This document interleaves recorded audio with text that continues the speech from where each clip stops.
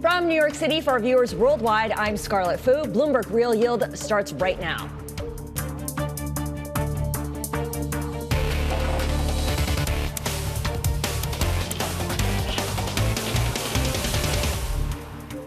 Coming up, the rate debate heats up as the doves sound off on cuts. And policymakers have one less data point as the Bureau of Labor Statistics now says there will be no October CPI report, eliminated just like the October jobs report they told us about earlier this week. And traders piling into Oracle's credit default swaps as a hedge against a potential AI crash. We begin with the big issue, eyeing the Fed's next move. When you have a growth scare, it tends to lead to a deeper, more protracted correction. The market is too negative on the economic outlook. It's kind of like driving in the fog a little bit, although it's not as dense as I think some people think. It's about the K-shaped economy. It's sort of a feast or famine economy. There's a lot of anxiety about the consumer right now. Inflation has been an issue. How does policy act in an environment where interest rates impact everybody at the same time, but some areas of the economy require different interest rate policy? I think it's actually going to be a really tricky scenario for the Fed. The piece of data that could settle the debate at the Fed is that November unemployment rate, and they're not going to have it when they vote. We will get 3 rate cuts over the next 12 months, but December's still a toss-up. The funds rate is coming down, whether it comes down to 3%, 3.25%, 3.5%, it's coming down, and that will help stabilize long-term yields. The Fed is going to maintain an easing bias, and that's ultimately what's important. So the odds for a Fed rate cut in December really whipsawing this week. You can see that at the far end of this chart here. It did fall to as low as 30%, and then you can see the spike up to almost 66%, currently at 63%, following some comments from New York Fed President John Williams. Now, when it comes to the fallout on the U.S. Treasury market, let's look at the most rate-sensitive part of the curve, and that is the 2-year yield. It is currently at the lowest level since October 28th. And right now, the doves, they are speaking out. The implications of yesterday were obviously dovish, and if anyone was on the fence, I would hope that this would move them in the direction of cutting. The labor market has been affected by restrictive Fed policy, and given the outlook for inflation, there's not really much of a need to be as restrictive as we are. The downside risks to employment have increased as the labor market has cooled, while the upside risks to inflation have lessened somewhat. Therefore, I still see room for a further adjustment in the near term to the target range for the federal funds rate to move the stance of policy closer to the range of neutral. But that's just one side of the story. Dallas Fed President Lori Logan saying in the absence of clear evidence that justifies further easing, holding rates steady for a time would allow the FOMC to better assess the degree of restriction from current policy. Joining us now for our macro roundtables, Al-Hussainy, fixed income portfolio manager at Columbia Threadneedle, and Deborah Cunningham, executive vice president and CIO of global liquidity markets at Federated Hermes. Deb, let me start with you. We thought this long-delayed September jobs report was going to be stale data, and it was stale, but the release still moved markets in a meaningful way. And then you've got people speaking out, and the division is as stark as it ever was. What is the takeaway from this week? Well, I think the takeaway is that if we had this data reported on time, i.e. the first Friday of October, when it should have been reported, but wasn't, I think the outcome of the October meeting would have been different. I don't think we would have seen a cut. I think, we sort of went into the second half of this year expecting 2 to 3 cuts, with 2 more the likely scenario, either October, December, or September, December. I think that would have solidified holding. Instead, though, we went into the government shutdown with an August payrolls report that had a 22,000 number from a jobs perspective, and although the new number for September is much better, 119,000. You could say the report was still mixed in that, the unemployment rate went up to 4.4%. But I think what that does is essentially just solidify both sides of the aisle. The differences in the information from Lori Logan versus John Williams versus Stephen Myron is not surprising at this point, because the picture is mixed. And the data continues to be stale. Well, to your point, the hawks are definitely striking back. Let's hear what Austin Goolsbee had to say. We've got a series of geopolitical and policy shocks that have come in that are masking, in my view, this underlying, the economy's pretty strong, and I feel like eventually we are going to be back to rates can come down a fair amount. But in the near term, I'm a little uneasy front-loading too many rate cuts. So, Ed, let me bring you into this conversation as well. With market pricing for a December cut dropping to 30%, then climbing above 65%, now settling at around 63%, what sounds appropriate to you? Yeah, look, market pricing is basically a coin toss over the last month. I think my takeaway from the data that's come in so far is that the upside risks to the unemployment story have materially increased, and that's probably good enough to move in December. You see the Fed, participants at the moment trying out different versions of this narrative to see what sticks.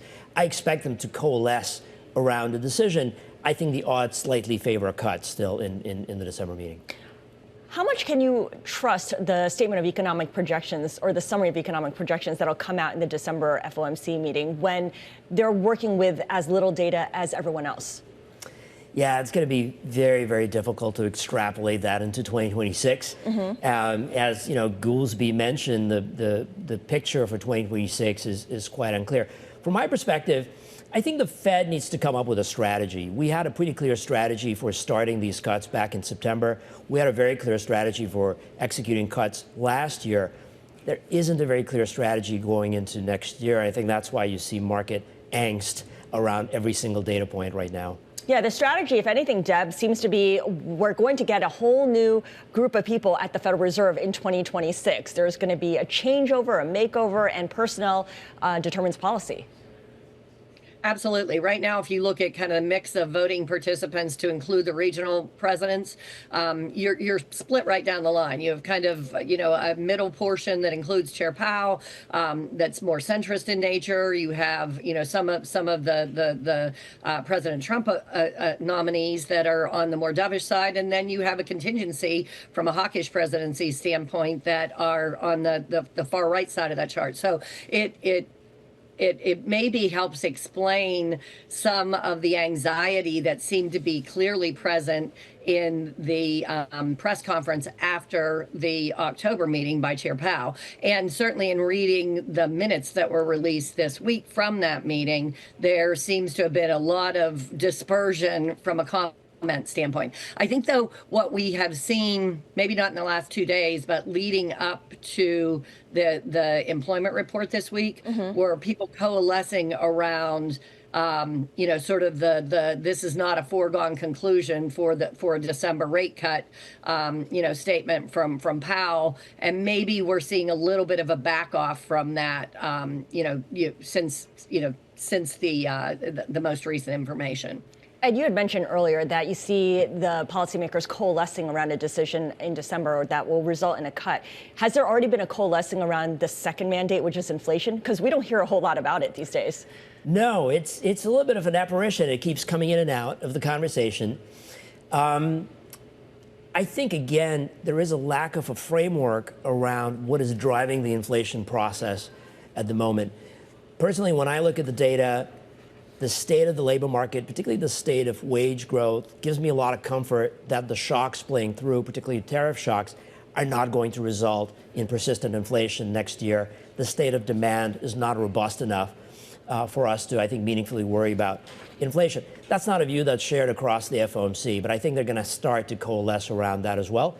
Clearly, though, the labor market side of the story is dominant at the moment. Absolutely. So put it all together in terms of what you see becoming the catalyst for the bond market, something that investors can key off of, because one of the reasons why equities sold off, I mean, there are many reasons yesterday, was partly because people see a lack of catalyst for the rest of the year beyond, say, Black Friday sales or the FOMC, where anything goes. What do you see as driving bond investors right now? I think the state of the labor market is still very much front and center. One of the reasons we saw duration and interest rate risk do really well this week is largely because the unemployment rate went up, right? Of course, high quality bonds heading into next year, in my mind, present a really great value opportunity still. They're both a hedge against equity risk, which we saw, again, demonstrated this week. And the inflation upside risk seems quite manageable. So I think if there's a bias and there's a sort of a skew in the tone in the bond market, it's towards lower yields. What is going to be the next catalyst? Hard to say. Always. You're absolutely right. Equity markets are quite important, particularly as they feel quite jumpy at the moment. Deb, what about you? Where do you want to be positioned on the curve? You know, I think we're still in a Fed rate cutting mode. It's a question of, and I honestly don't think the terminal rate from a Fed funds futures perspective and a target range has changed. It's just maybe the time at which it takes to get you to that end result. From a longer term bond market perspective, I continue to feel like the consumer is driving the bus here. You know, you mentioned, you know, the holiday sales. We certainly had strong back to school sales. The consumer continues to be able to, you know, mount together a pile of cash for spending purposes. So I think that will have a positive result, you know, in what to expect going into the, you know, the end of the year and continuing in 2027. And then earnings season. Yes. I really liken us back to a pretty strong earnings season, which obviously has equity links associated with it as well. You know, estimates were beaten by most of the, you know, by 85% of the companies in the S&P 500. And, you know, at least in my business where it's high quality, you know, lower risk types of issues that we're dealing with, those earnings beats were substantial. Right. All right. Well, Deb, I really appreciate your joining us today. Deb Cunningham of Federated Hermes, and our thanks as well to Ed Al-Hussainy of Columbia Threadneedle. We're going to talk credit next, because up next is the auction block, another jumbo bond deal, and this time from Amazon as the race to grow AI rolls on. We're going to talk credit next in our roundtable. This is Real Yield on Bloomberg.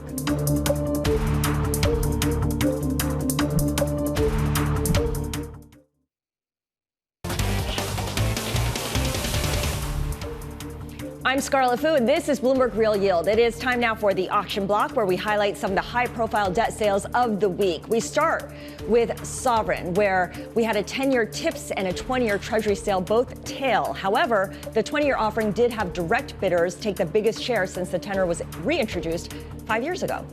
Moving over now to U.S. high grade. Sales this week were led by Amazon's jumbo deal. The company raised $15 billion in its first U.S. dollar bond offering in 3 years. Overall IG volume for November stands at $131 billion, just $6 billion shy of the month's record. The Amazon deal added to a spree of jumbo debt sales by big tech firms as they race to fund their AI build-out. Remember, Meta issued $30 billion of corporate bonds last month. Alphabet this month sold $25 billion of debt in the U.S. and Europe, while Oracle raised $18 billion. It's a lot of money when you add it all up. All right, Wall Street signaling some optimism about the credit market. Take a listen. Credit stats are actually improving rather than declining. That does not mean we will not have late cycle banking behavior, because there are good banks and bad banks, companies and good asset managers and bad asset managers. But there's nothing that I see that is systemic. Classic late stage behavior going on in credit. But that doesn't mean that we're going to have a credit crisis. It just, frankly, the most important thing is economic fundamentals. If the economy hangs in there, the credit markets will be fine. Joining us now for our credit roundtable is Leslie Falconio, head of taxable fixed income strategy at UBS Global Wealth Management, and Jim Schaeffer, global head of leveraged finance at AEGON Asset Management. So we talk about Amazon raising tens of billions of dollars in the debt market. 5 hyperscalers have raised a record $108 billion in combined debt this year. That is more than 3 times the average over the previous 9 years. A pretty big explosion of debt. 2026, of course, Leslie, will have even more issuance. Talk about the potential headwinds that this increased supply would face.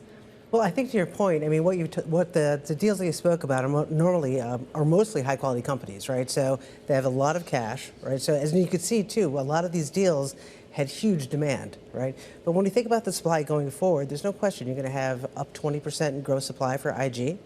The market is expecting this, but there's a difference between a technical headwind and a fundamental one. And we're looking at this more of a technical headwind because of this gross supply. But again, the market's anticipating this. Now, with that said, because of all the supply coming to the market, and most of this has been in high quality, high rated type companies, you are going to have those that aren't. So some of these sort of fundamental metrics might start to deteriorate slightly, but we don't think there by any chance is going to be some sort of credit crunch or an issue going forward. Jim, jump in here, because when we talk about the high quality debt that's being issued by these big tech companies, Oracle is less highly rated than the other hyperscalers who sold bonds. The Oracle credit default swaps have become the credit market's barometer for AI risk. You saw both price and volume really jumping these last few weeks. Is this what counts as defensive positioning to hedge and perhaps even bet against this AI boom? Yeah, maybe. I think you're seeing the whole AI dynamic shift a little bit from future expectations of we're going to get revenues to the importance of cash flow. And I think the market barometer for risk in any of these companies is going to be just that. We're doing a lot of investing. There's a lot of supply, a lot of growth going on in this build out, and it's being funded in the debt markets. So I think that's the most important thing as we transition from expectation of future revenues to can we drive cash flows to justify these levels of debt. So it's probably a fair barometer of risk. Let's also talk about high yield, Leslie, because a crypto mining company, Cipher Compute, returned to the market.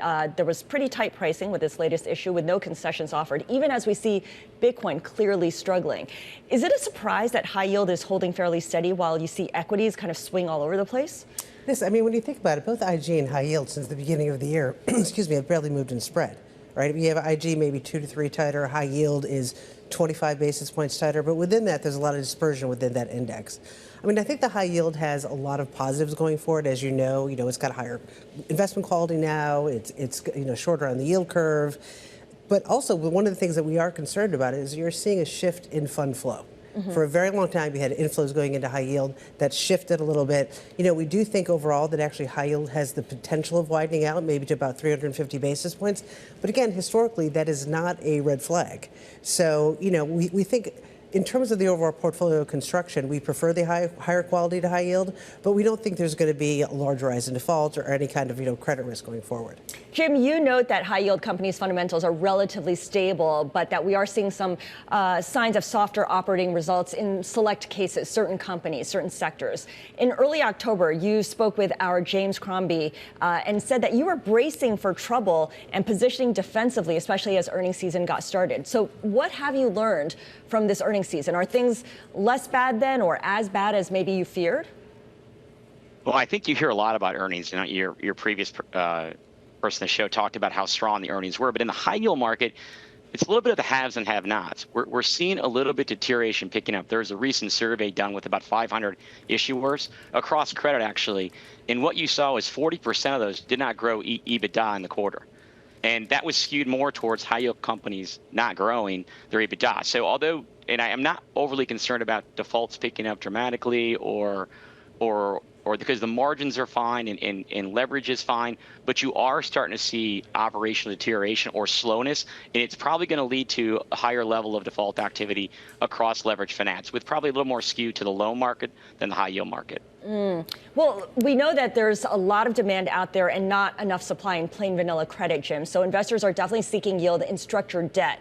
And we see that with ETFs that track products like CLOs and asset-backed securities. They're attracting funds at a faster rate than investment grade and high yield.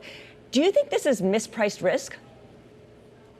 Well, it's not. I don't think it's necessarily mispriced risk. I mean, in most structured vehicles, relative to the rating, you're probably getting a little higher yield, higher spread in those, and it's probably because there's a little bit less liquidity in some of those securities. So I don't look at it like that. I look at it more like, are you getting the appropriate liquidity premium for taking on a little less liquidity?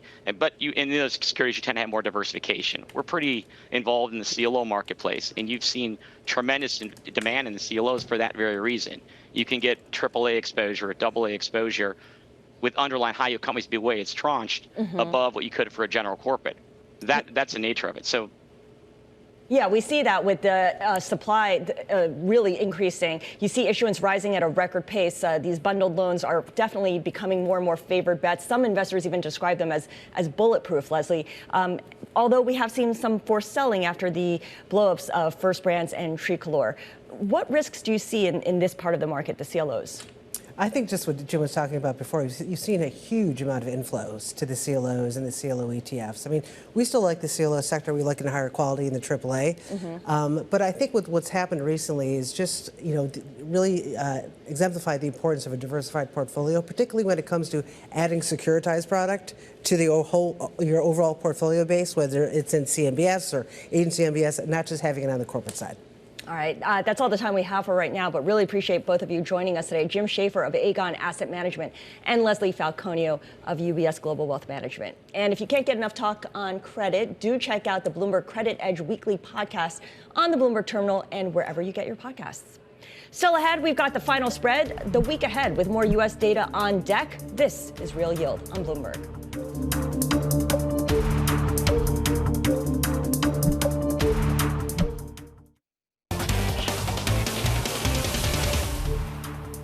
I'm Scarlett Fu, and this is Bloomberg Real Yield. It is time now for the final spread, the week ahead. Coming up, we've got the G20 summit in South Africa beginning on Sunday. Then we move on to Monday when ECB President Christine Lagarde speaks, and Zoom will be reporting earnings. On Tuesday, a batch of U.S. economic data to be released, U.S. PPI, retail sales, and consumer confidence. Plus, Alibaba reports earnings along with Dell, Kohl's, Dick's Sporting Goods, and Best Buy.